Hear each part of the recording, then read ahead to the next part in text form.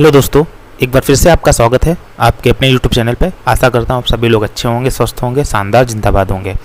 दोस्तों, आप सभी को पता है कि लगातार यूपीएससी वीडियो री एग्जाम के हमारे चैनल पर आपको प्रैक्टिस सेट प्रोवाइड कराए जा रहे हैं। उसी श्रृंखला को आगे बढ़ाते हुए आज हम नया प्रैक्टिस सेट लाए हैं, जिसमें हिंदी के 50 क्वेश्चंस को हम देखेंगे।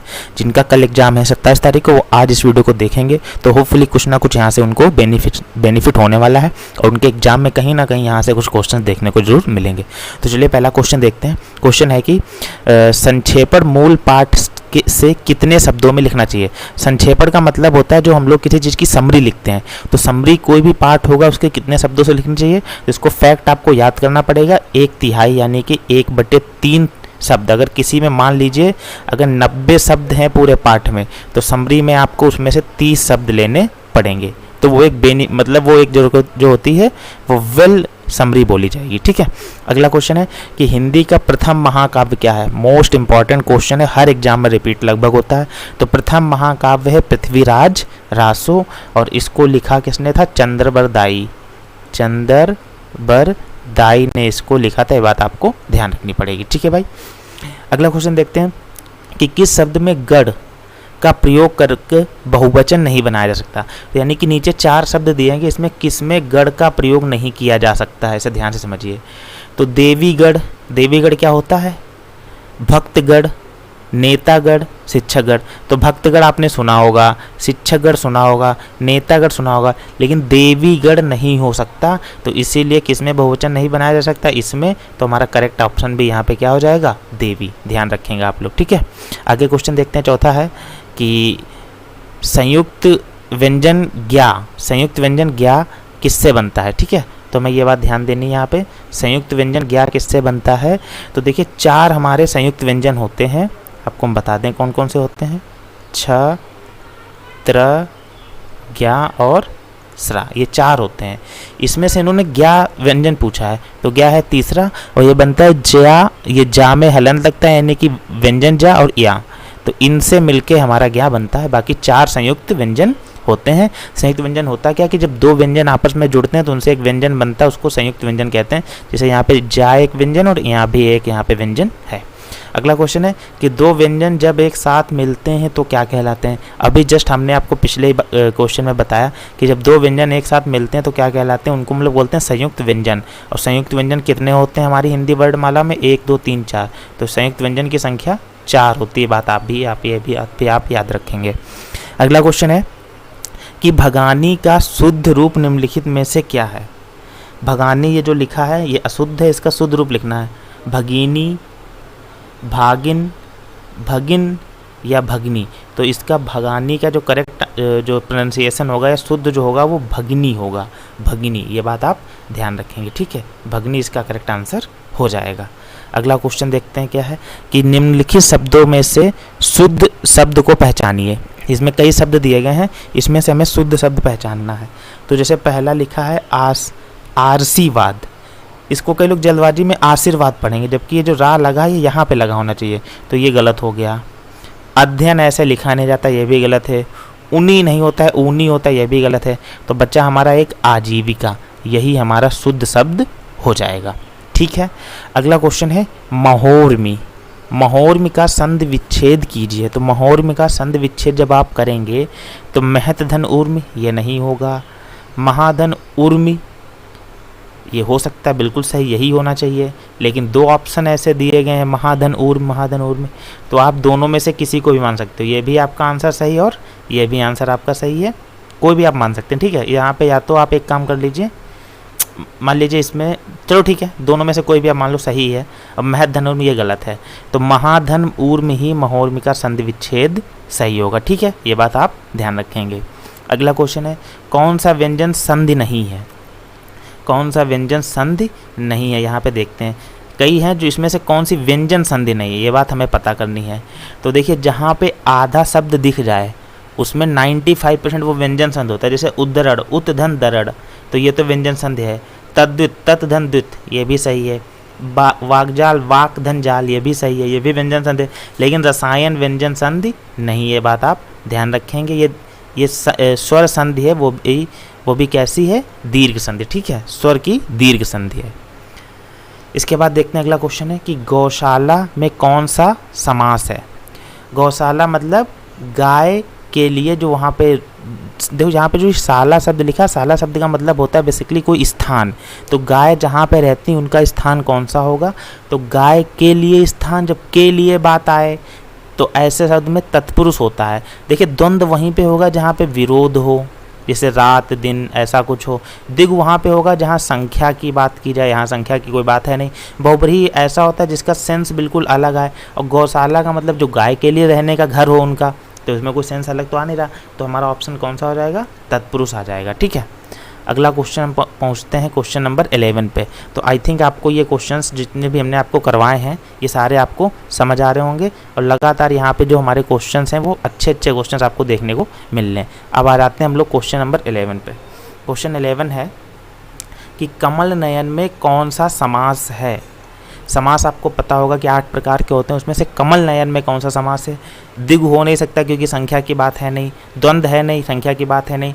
बहुब्रीहि और तत्पुरुष में से आप ध्यान से समझें तो कमल नयन ये बात हो रही है किसी अन्य व्यक्ति की जिसके नयन कैसे हों, कमल के समान हो। जब किसी शब्द से किसी अन्य की बात प्रदर्शित हो तो वहाँ पे बहुब्रीहि समास होता है। ऐसे करेक्ट आंसर इसका हो जाएगा बहुब्रीहि समास। ठीक है, अगला क्वेश्चन है कि अधिकारी में उपसर्ग कौन सा है।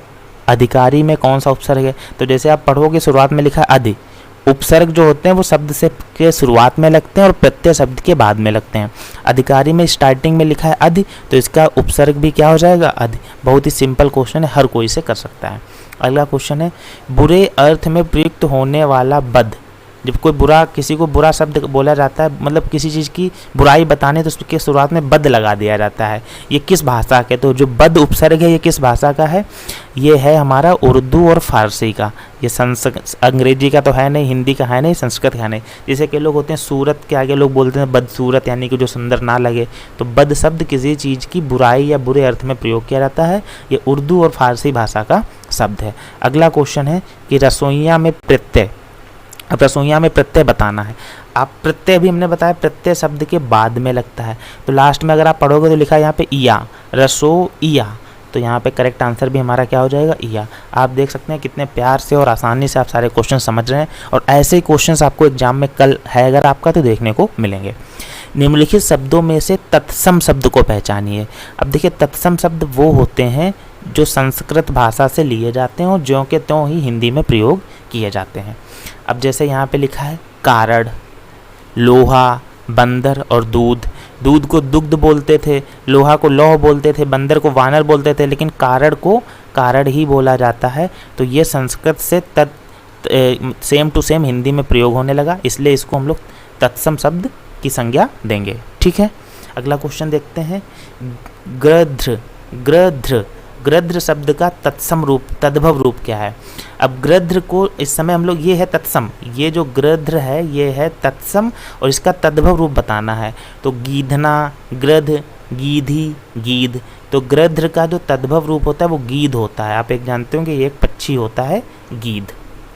अगला क्वेश्चन है कि देवर का संधि विच्छेद क्या होगा, सॉरी देवर का तद्भव क्या होगा। इसको थोड़ा करेक्ट कर लेते हैं, थोड़ा सही आ जाए, रुक जाइए, सॉरी। ठीक है, क्वेश्चन अगला है कि देवर का तत्सम शब्द है। तो देवर का तत्सम देवर, दुर्वर, द्विवर या द्वितीयवर। तो देवर का जो तत्सम होता है वो द्विवर होता है। बात आप ध्यान रखना है, सीधे सीधे आपको याद करना है। देवर का तत्सम द्विवर, यानी कि देवर हमारा तद्भव शब्द है। अगला क्वेश्चन है वर्तिका शब्द का तद्भव रूप क्या होगा। वर्तिका यानी कि तत्सम शब्द है, इसका हमें तद्भव बताना है। तो वर्तिका का तद्भव आपको देख के एक ही शब्द थोड़ा मैच कर रहा होगा, बत्ती होता है। ठीक है, तो वर्तिका का तद्भव रूप क्या होता है, बत्ती होता है। अगला क्वेश्चन है 19, निम्नलिखित में से कौन सा शब्द तद्भव नहीं है। इसमें 4 शब्द दिए हैं, कोई एक तद्भव नहीं है, यानी कि वो तत्सम होगा। तो देखिए द्वार यानी कि जो बाहर की जगह होती है तो तद्भव ही होगा। गिरिस्ती तद्भव है।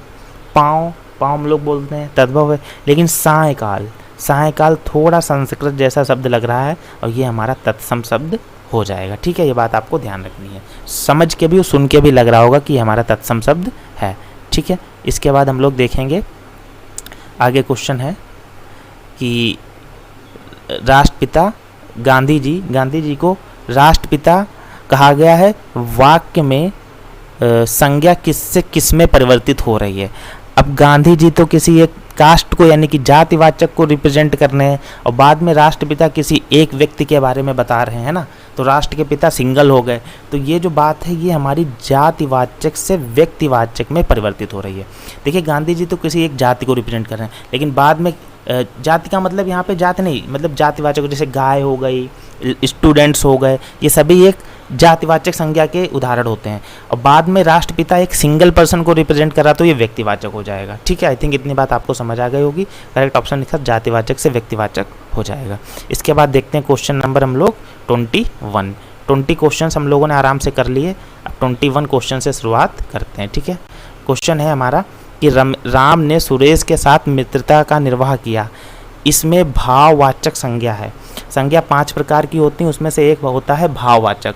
तो भाववाचक यहाँ पे जो होगा वो शब्द होगा मित्रता। अब राम तो व्यक्तिवाचक है, सुरेश व्यक्तिवाचक है, निर्वाह किया जा रहा है, क्रिया है यहाँ पे, तो मित्रता क्या हो जाएगा, मित्रता कैसी है, भाववाचक संज्ञा है। करेक्ट आंसर हमारा भाववाचक हो जाएगा, यानी कि मित्रता हो जाएगा। अगला क्वेश्चन है, यह गाय अधिक दूध देती है, वाक्य में अधिक जो विशेषण है किसकी विशेषता बता रहा है। तो देखिए यह गाय अधिक दूध देती है, तो दूध कितना देती है, अधिक, तो विशेषता किसकी बताई जा रही है, दूध की बताई जा रही है। ठीक है, तो यहाँ पे करेक्ट आंसर हो जाएगा दूध की। कई लोग यहाँ पे गाय की बता देंगे, यह गाय अधिक दूध दे रही है, तो दूध कितना दे रही है, अधिक, तो दूध की विशेषता है अधिक बेसिकली। ठीक है, और ओवरऑल गाय की ही विशेषता है। ठीक है, तो करेक्ट आंसर यहाँ पे हो जाएगा दूध की विशेषता। निम्नलिखित में से अकर्मक क्रिया है। अब देखिए अकर्मक क्रिया को पहचानने का एक बहुत ही बेहतरीन तरीका ये होता है कि आप किसी भी शब्द में क्या लगाओ, अगर क्या निकालने से आपको आंसर 2-3 मिल जाए तब तो आप उसको सकर्मक बोलोगे, और अगर आंसर नहीं मिलने तो वो अकर्मक। जैसे काटना, अब हमने आपसे बोला क्या काटना, तो आपने बोला लकड़ी काटना या कपड़े काटना या कुछ भी काटना, तो आंसर तो आपको मिलना है, यानी कि ये अकर्मक क्रिया नहीं है, ये सकर्मक है। फिर लिखा है बोना, बोने में आपसे बोला क्या बो रहे हो, तो खेत में कई लोग कई चीज़ें बोते हैं, तो बोने के भी आंसर मिल जाएंगे। धोना, धोने में क्या धो रहे हो भाई, कपड़े धुल रहे हो कि कुछ और धुल रहे हो, कई चीज़ें धुलने के लिए होती है ना, तो धोने के भी आंसर आ जाएंगे। लेकिन रोना, रोने का कोई आंसर नहीं आएगा। रोने में आप क्या रोते हो, रोना तो सिर्फ एक रोना होता है, रोने में कोई डिफरेंट चीज़ें तो होती हैं, हम ये रो रहे हैं वो रो रहे हैं, तो इसका कोई अर्थ हमें आंसर नहीं मिला, तो ये हो जाएगा अकर्मक। ठीक है भाई, अगला क्वेश्चन देखते हैं, मैं वहाँ होकर आया हूँ, वाक्य में अव्यय शब्द कौन सा है। तो यहाँ पे एक लिखा है अव्यय शब्द। देखिए अव्यय होता क्या है कि जो हमारी संज्ञा, सर्वनाम, क्रिया, विशेषण, ये जो 4 स्टार्टिंग की जो होते हैं, इसमें से चारों इनको बोलते हैं विकारी, और बाद वाले 4 होते हैं जैसे क्रिया, विशेषण आपका हो गया, संबंध, बोधक, ये सारे इनको बोलते हैं अव्यय। तो मैं आ जाएगा आपका, ये मैं हो जाएगा अव्यय। ठीक है, नहीं सॉरी, स्टार्टिंग के जो 4 होते हैं वो विकारी होते हैं, तो ये तो विकारी में आ जाएगा। होकर आया ये विकारी क्रिया में हो जाएगा, हूँ ये क्रिया में हो जाएगा, और वहाँ किसी स्थान के बारे में बात बता रहा है, यानी कि ये प्रीपोजिशन बता रहा है, तो ये हमारा अव्यय हो जाएगा। ये बात आप याद रखेंगे। ठीक है, संज्ञा, सर्वनाम, विशेषण और क्रिया, ये 4 होते हैं विकारी, और बाद वाले जो 4 होते हैं उनको बोलते हैं अव्यय। तो अव्यय में हमारा वहाँ शब्द आ जाएगा। इसके बाद अगला क्वेश्चन है क्वेश्चन नंबर 25 कि कौन सा शब्द अव्यय नहीं है, कौन सा शब्द अव्यय समुच्चय बोधक अव्यय नहीं है। तो समुच्चय बोधक अव्यय नहीं है, ध्यान से समझिएगा। अर्थात, अब आप कहीं पे बोलोगे अर्थात, तो अर्थात के बाद कोई ना कोई आप शब्द जरूर बोलोगे। ठीक है, तो अर्थात के बाद कोई आप शब्द जरूर बोलोगे, क्योंकि इसको आपको क्लियर करना है। जैसे मैंने खाना नहीं, मैंने ये किया, अर्थात ये, ऐसा कुछ तो आगे बोलोगे, तो वहाँ पे एक समुच्चय बनेगा किसी चीज़ को जोड़ने का, तो जोड़ने का सेंस ये तो दे रहा है। ठीक है, अतएव, अतएव भी किसी चीज़ को जोड़ने का सेंस देगा, क्योंकि इसके बाद भी कोई शब्द बोला जाएगा। अथवा, जैसे राम ने खाना खाया अथवा नहीं खाया, इस तरीके से, है ना, तो इसमें भी कोई सेंस आएगा। लेकिन आजन्म के बाद आप कोई शब्द बोलना चाहो बोलो या ना, तो यहाँ पे समुच्चय बोधक अव्यय नहीं बनेगा, तो आजन्म हमारा समुच्चय बोधक अव्यय नहीं है। ये बात आप ध्यान रखेंगे। अगला क्वेश्चन है कि आविर्भाव का पर्यायवाची शब्द है। अब देखिए आविर्भाव का मतलब होता है जब किसी चीज़ की उत्पत्ति होती है, जहाँ से किसी चीज़ का एक तरीके से बोलते हैं ओरिजिन होती है, ठीक है। तो इसका जो करेक्ट पर्यायवाची हो जाएगा वो उद्भव हो जाएगा, ठीक है, जहाँ से उत्पत्ति का सेंस आए, तो आविर्भाव का जो पर्यायवाची हो जाएगा वो उद्भव हो जाएगा। अगला क्वेश्चन है कि परिवार का पर्यायवाची है। अब गृह तो घर होता है, भवन तो घर होता है, लेकिन परिवार का जो सही पर्यायवाची होता है वो कुटुंब हो जाता है, ठीक है। तो परिवार का पर्यायवाची हमारा कुटुंब हो जाएगा। अगला क्वेश्चन है कि अनुनासिक का विलोम है। बिल्कुल देख के आपको दूर से लग गया होगा, अगर आपने एक दो बार पढ़े भी होंगे कभी विलोम विलोम, तो अनुनासिक का जो विलोम होगा वो निर्नुनासिक हो जाएगा, ठीक है। अगर आपको बैकग्राउंड में कोई नॉइज़ सुनाई दे तो उसको आप इग्नोर करें, तो यहाँ पे काफ़ी इधर उधर ट्रांसपोर्टेशन का वर्क होता है, तो यहाँ पे आवाज़ आती जाती रहती है। अगला क्वेश्चन है 29 कि सीमा ने कल डैश काम नहीं किया था। इस वाक्य के लिए सही निपात का चयन कीजिए। तो यहाँ पे 4 दिए गए हैं शब्द, इसमें से कौन सा यहाँ पे सेट होगा। तो सीमा ने कल ही काम नहीं किया था, ये तो गलत बनना। सीमा ने कल मात्र काम नहीं किया था, गलत हो गया। सीमा ने कल भर काम नहीं किया था, सीमा ने कल भी काम नहीं किया था। तो सही सेंस हमारा यहाँ पे भी देगा, तो यहाँ पे भी करेक्ट आंसर हो जाएगा। अगला है माता जी को डैश रिक्त स्थान की पूर्ति करो। माता जी को आशीर्वाद, क्या आप माता जी को आशीर्वाद देंगे? माता जी को शुभाकांक्षा होता ही नहीं है, तो माता जी को आप प्रणाम करते हो। करेक्ट आंसर हमारा हो जाएगा माता जी को प्रणाम, ठीक है। नेक्स्ट क्वेश्चन है कि आकाश को चूमने वाला। आकाश को चूमने वाला के लिए एक शब्द यहाँ पे हो जाएगा ऊंचाई, आकाशचुंबी, गगनचुंबी या आकाशदीप। तो इसका करेक्ट आंसर हो जाएगा आकाशचुंबी। आकाश को चूमने वाला आकाशचुंबी। अगला क्वेश्चन देखते हैं 32 है हमारा क्वेश्चन कि कान का कच्चा होना। मुहावरे का अर्थ क्या है? कान का कच्चा मतलब जो किसी की सुनी सुनाई बातों पर विश्वास कर लेता है, तो इसका सही आंसर हो जाएगा सुनी सुनाई बातों पर विश्वास, ठीक है। अगला है बछिया का ताऊ। बछिया का ताऊ का अर्थ क्या है? कमज़ोर व्यक्ति, साहसी व्यक्ति, अत्यधिक मूर्ख व्यक्ति या अत्यधिक रौबदार व्यक्ति। तो बछिया का ताऊ हो जाएगा अत्यधिक मूर्ख व्यक्ति। ये बात आप ध्यान रखेंगे, ये आपको सीधे याद ही रखना है कि बछिया का ताऊ का मतलब हो जाएगा अत्यधिक मूर्ख व्यक्ति। अगला क्वेश्चन है सावन भरे ना भादो सूखे। लोकोक्ति का सही अर्थ क्या है? अब कौन ऐसा है जिसको ना तो सावन के हरे होने से मतलब है, ना भादों के सूखे होने से मतलब है? तो ऐसा व्यक्ति जो सदा एक ही दशा में रहे, ऐसा व्यक्ति जो हमेशा एक जैसा रहे, उसको मतलब ही नहीं किसी चीज़ का, ठीक है। ये बात यहाँ पे आपको याद रखनी, यही लोकोक्ति का सही अर्थ है। अगला क्वेश्चन है नीली कमीज वाले छात्र को यह कलम दे दो। रचना के आधार पर वाक्य का सही भेद पहचानिए। यहाँ पे क्वेश्चन है कि नीली कमीज वाले छात्र को यह कलम दे दो। तो यहाँ पे देखते हैं क्या है। अगला क्वेश्चन है कि अभी एक सिंपल सी बात है कि इस सेंटेंस में कहीं पे कुछ संयोजन तो हुआ नहीं, तो संयुक्त भी नहीं है, कोई मिश्र क्रिया का भी यूज नहीं हुआ, तो ये सीधे सीधे एक सरल वाक्य हो जाएगा कि नीली कमीज वाले छात्र को या पेन दे दो। सरल सी बात है, तो ये एक सरल वाक्य हो जाएगा। इसमें किसी भी तरीके का संयोजन नहीं किया कि लिखा हो या ज्यों का त्यों, ऐसा कुछ तो है नहीं, तो यहाँ पे सरल वाक्य की ही संज्ञा दी जाएगी। अगला क्वेश्चन है निम्नलिखित में से कौन सा आज्ञार्थक वाक्य है? तो कौन सा ऐसा वाक्य है जिसमें आज्ञा प्रदर्शित हो रही है, किसी को आप ऑर्डर दे रहे हैं, सुरेश को बुलाना चाहिए, तो ये तो आज्ञा तो यहाँ पे लग नहीं रही है। अभिषेक पुस्तक लाओ, यहाँ पे थोड़ा लग रहा है अभिषेक पुस्तक लाओ। सुषमा को अभी पढ़ना ज़रूरी है, ये आज्ञा तो लग नहीं रही है। तुम्हें बाज़ार जाना चाहिए, यहाँ पे भी आज्ञा नहीं कि तुम्हें बाज़ार जाना है, ऐसा तो कुछ नहीं। तो करेक्ट आंसर हो जाएगा अभिषेक पुस्तक लाओ, जहाँ पे आज्ञार्थक वाक्य प्रदर्शित हो रहा है। अगला क्वेश्चन है एक वाक्य शुद्ध है, तो इसमें से कौन सा वाक्य ऐसा है जो शुद्ध है? क्वेश्चन है कि पर्वतीय प्रदेश में प्रातःकाल का दृश्य बहुत चिंताकर्षण होता है, तो ये बात तो थोड़ा सही लग रही है। प्रत्येक धर्म के लिए अच्छा सद्भाव रखना हमारा कर्तव्य है।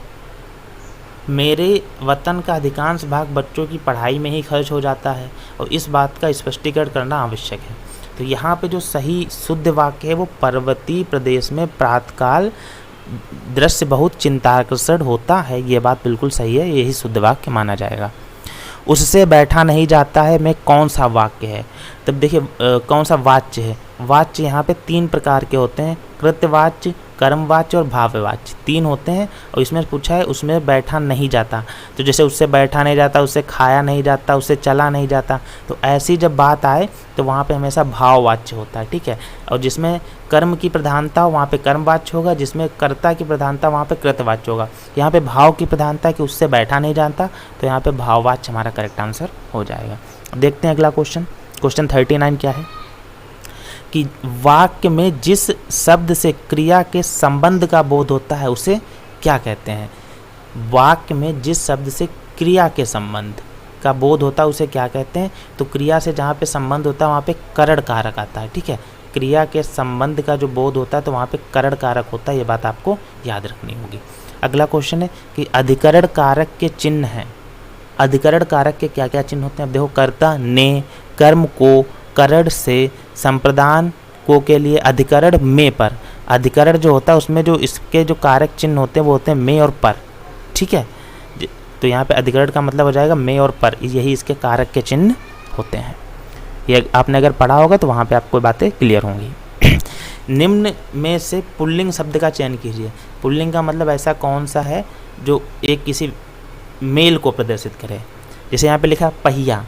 अब बताओ, पहिया मेल को रिप्रेजेंट कर रहा है फीमेल को। आप अगर देखोगे तो पहिया अच्छा है या पहिया अच्छी है, लिखावट अच्छी है, पखावज जो पैर में पायल होती है, ठीक है, और मझदार, तो ये स्त्रीलिंग को रिप्रेजेंट करे, जबकि पहिया एक पुल्लिंग शब्द को रिप्रेजेंट कर रहा है। तो इसका करेक्ट आंसर हमारा पहिया हो जाएगा। अगला क्वेश्चन है कि एकाकिनी शब्द का लिंग बदलें। तो एकांकिनी जो है यहाँ पे ये स्त्रीलिंग है, इसका हमें पुल्लिंग बनाना है। तो इसका एक, एकाकिन, एकाकिनी या एकाकी। तो एकाकिनी का जो लिंग शब्द अगर परिवर्तित करोगे तो वो एकाकी बनेगा, ये इसका करेक्ट आंसर हमारा हो जाएगा। अगला क्वेश्चन है हो सकता है वह आया हो। यहाँ पे कोई कन्फर्म है नहीं, संभावना है कि हो सकता है वो आया हो। वाक्य कैसा है। तो अनिश्चित वर्तमान, संदिग्ध वर्तमान, संभाव्य या अपूर्ण। तो इसका जो सही आंसर हो जाएगा वो संभाव्य वर्तमान हो जाएगा, कि संभावना है कि ऐसा हो सकता है कि वो आया हो। अगला क्वेश्चन है कि ग्लास में थोड़ा दूध है। वाक्य में रेखांकित शब्द विशेषण के भेद के अंतर्गत आएगा। तो यहाँ पे थोड़ा, और वो भी किस चीज़ के लिए, दूध के लिए रिप्रेजेंट कर रहा है थोड़ा, तो ये परिणामवाचक हो जाएगा, परिमाणवाचक, ठीक है। परिमाणवाचक का मतलब जैसे मिल्क हो गया या ऑयल हो गया, वाटर हो गया, जब पानी की बात आए, ऐसी बात आए तो वहाँ पे परिमाणवाचक होता है, ठीक है। आगे देखते हैं, शुद्ध वर्तनी का चयन कीजिए। यहाँ पे 4 शब्द दिए गए हैं और ये बेटा मोस्ट इम्पॉर्टेंट क्वेश्चन है, कई एग्जाम्स में आता रहता है और लोग इसको गलत कर देते हैं। शुद्ध वर्तनी का चयन कीजिए और आप बिल्कुल इस पे करेक्ट आंसर लगा दीजिए पूजनी पे, और इसको याद कर लो, यही करेक्ट होता है। कई लोग इसमें पूजनी लगा देते हैं, ठीक है। करेक्ट आंसर होता है पूजनी। हिंदी का मानक रूप किस भाषा से विकसित हुआ है, ये बात आपको याद रखनी है। तो हिंदी का जो मानक रूप जो इस समय हम लोग हिंदी बोलते हैं वो किस भाषा से विकसित हुआ, वो हुआ है खड़ी बोली से, ठीक है। हिंदी का मानक रूप किस भाषा से विकसित हुआ है, खड़ी बोली से हुआ, ये बात आपको याद रखनी है। किस भाषा को आरंभ में पिंगल नाम दिया गया। तो कौन सी एक ऐसी भाषा है जिसको शुरुआत में पिंगल बोला जाता था। तो यहाँ पे हमारा करेक्ट आंसर हो जाएगा ब्रज भाषा। ब्रज भाषा को हम लोग आरंभ में पिंगल के नाम से जानते थे। देखते हैं अगला क्वेश्चन कि अमेंडमेंट के लिए सटीक हिंदी अनुवाद क्या है। अमेंडमेंट आपने सुना ही होगा कि हमारा जो कॉन्स्टिट्यूशन है, जो हमारा संविधान है, उसमें अमेंडमेंट होते रहते हैं। तो अमेंडमेंट को हम लोग संशोधन बोलते हैं। जैसे कहा जाता है कि संविधान संशोधन पहला, दूसरा, ऐसे आपने संविधान संशोधन 42वां सुना होगा जो 1976 में हुआ था ना, इसे मिनी कॉन्स्टिट्यूशन भी बोलते हैं ना। तो संविधान अमेंडमेंट का शुद्ध जो सटीक हिंदी अनुवाद है वो संशोधन हो जाएगा। देखते हैं भाई आगे कौन कौन से क्वेश्चन हैं। यहाँ पे क्वेश्चन थोड़ा छोटा कर लेते हैं। तो यहाँ पे क्वेश्चन है हमारा 49 और 52 क्वेश्चंस बचे हुए हैं। क्वेश्चन है कि इंग्लिश लिखी है कि grass on other side always looks greener, यानी कि जब आप दूसरी तरफ घास देखोगे तो हमेशा हरी दिखती है। इसका मतलब होता है सीधे सीधे कि दूर के ढोल सुहावने लगते हैं, ठीक है ना।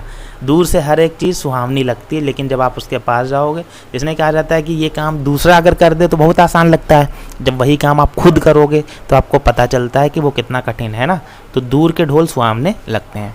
अगला क्वेश्चन है ड्राउनिंग मैन कैचेज ए स्ट्रॉ का अर्थ क्या है।